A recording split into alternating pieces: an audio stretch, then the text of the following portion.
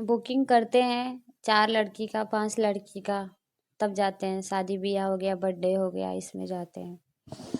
तो वो लोग का क्या व्यवहार रहता है आपके साथ?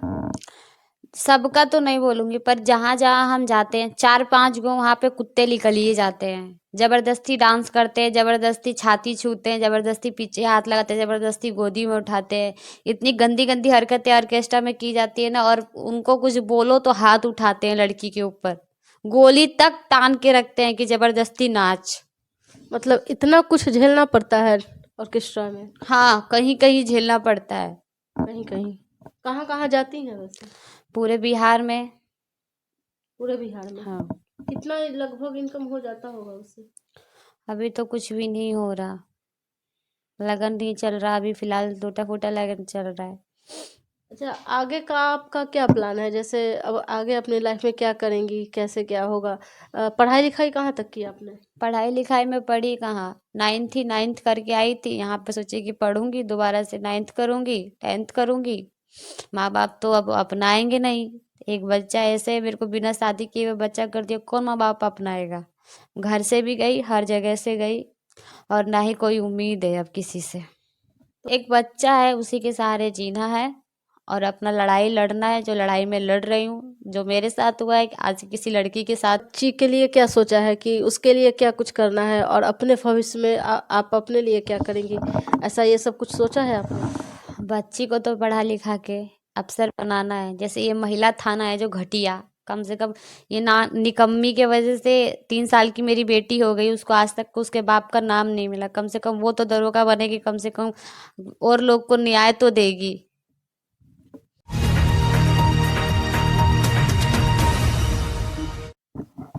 नमस्कार, मैं अर्चना पांडे। आज आप लोगों के बीच में एक बहुत ही खास मुद्दा लेके आई हूँ। मुद्दा ये है कि कैसे लड़कियों को जो होशियार शातिर दिमाग के मर्द होते हैं या लड़के होते हैं, किस तरह से एक प्रेम जाल बना के, एक प्रेम का मतलब, और उस जाल में लड़कियों को मतलब हर तरह का तरकीब अपना के किसी तरह कन्वेंस करके अपने प्यार के जाल में फंसाते हैं। और उसके बाद शुरुआती दौर में ज़बरदस्ती रेप तक भी करते हैं, और फिर आगे चल के जब वो लड़की प्रेग्नेंट हो जाती है तो उसको छोड़ के भी चले जाते हैं, यहाँ तक कि गलत काम करने के लिए भी बेच देते हैं। और नहीं होता है तो ऑर्केस्ट्रा में, थिएटर में, और जो ऑर्केस्ट्रा और थिएटर में काम करती हैं लड़कियाँ, वो इसी तरह किसी न किसी शोषण का शिकार हुए रहती हैं। इसलिए लड़कियां थिएटर और ऑर्केस्ट्रा में भी डांस करने के लिए मजबूर हो जाती हैं, या फिर देह व्यापार करने के लिए भी मजबूर हो जाती हैं, क्योंकि उस परिस्थिति में लाने वाले कोई ना कोई मर्द ही होते हैं जो लड़कियों को देह व्यापार की दलदल में भी ढकेल देते हैं। तो इसी तरह का समस्या से जूझती हुई और लड़ती हुई एक लड़की है मेरे पास। आइए हम उनसे बात करते हैं कि आखिर उनके साथ क्या ऐसा हुआ जो वो ऑर्केस्ट्रा में काम करती हैं, और जिस लड़के के भरोसे वो अपने माँ बाप को, अपने घर को छोड़ के चली आई, तो क्या उसने आपका साथ दिया, नहीं दिया, क्या कुछ हुआ इनके साथ, इन्हीं से सुनते हैं। मेरा नाम रिया है। रिया, तो क्या कुछ हुआ है आपके साथ? मेरे को यहाँ पे लाया गया था 2015 में, नौकरी के नाम पे। नौकरी करवाएंगे तुमसे, ऑफिस में तुमको पढ़ाई करवाएंगे, और यहाँ पे लाके मेरे को ऑर्केस्ट्रा में डाल दिया गया। मेरे साथ बहुत बहुत चीज़ें घटना घटी है। एक तो पहले भी घटना घट चुकी थी, उसके चलते मैं यहाँ बिहार में आई कि थोड़ा सा पढ़ लूँगी, अपना माँ बाप का नाम रोशन करूँगी। यहाँ पे लाके उससे भी नरक में, दलदल में डाला गया मुझे। कहाँ की रहने वाली हैं आप? दिल्ली की। तो दिल्ली में क्या हुआ था आपके साथ?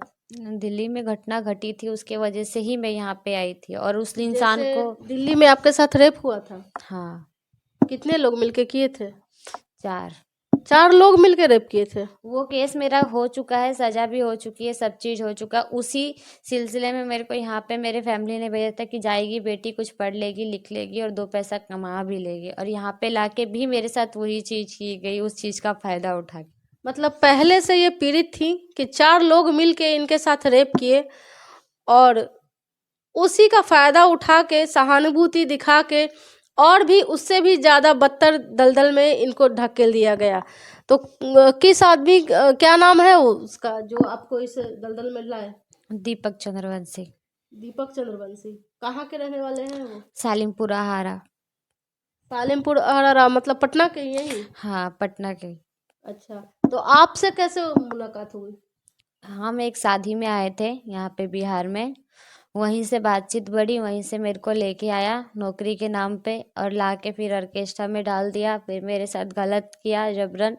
उसके बाद जबरदस्ती रेप किया? हाँ, जबरदस्ती स्टार्टिंग अकेले में। किया या फिर 4 लोगों के साथ ये भी मिलके किया? नहीं, अकेले किया।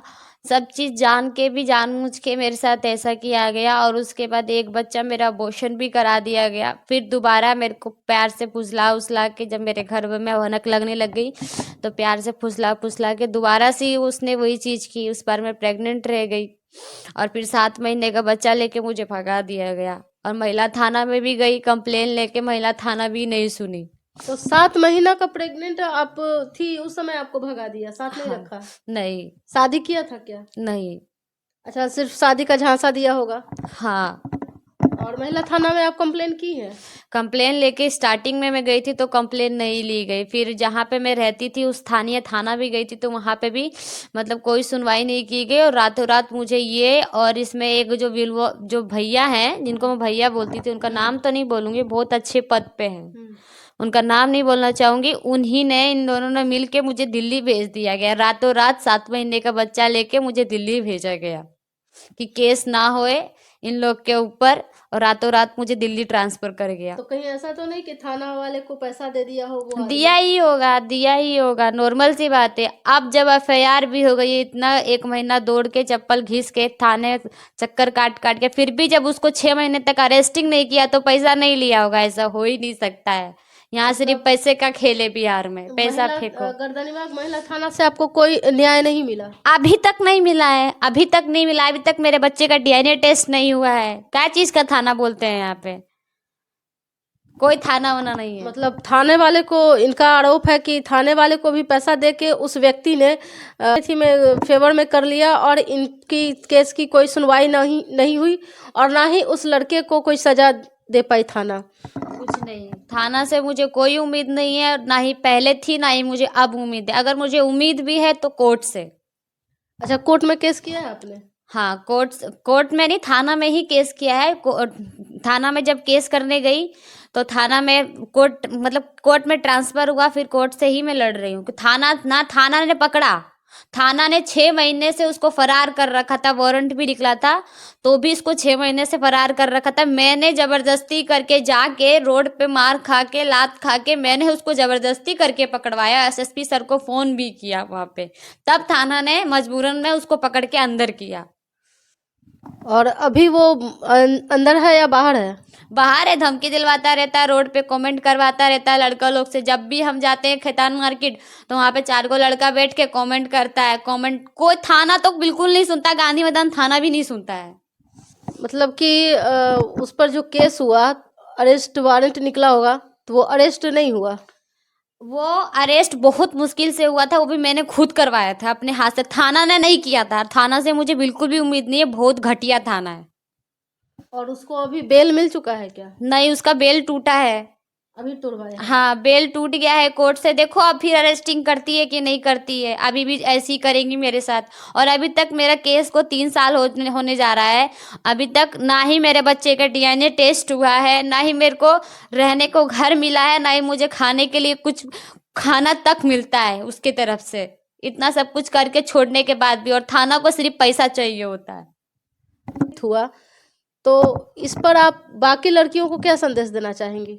मैं तो एक ही संदेश देना चाहूँगी, जो मेरे लाइन की लड़कियां हैं, जिस लाइन में मेरे को डाला गया है, ऑर्केस्ट्रा लाइन की जितनी लड़कियां हैं, थाना से तो बिल्कुल उम्मीद मत रखना, ठीक है? या मर जाओ या मार दो। अगर तुमको केस करना है तो कोर्ट से करना, क्योंकि थाना है बिकाऊ पैसा पे। महिला थाना में क्या क्या व्यवहार होता है तुम लोग के साथ भी होता है, तुम लोग भी जानते हो जितने भी गए हो। ना इंसाफ मिला है, ना कभी महिला थाना से इंसाफ किसी को मिलेगा।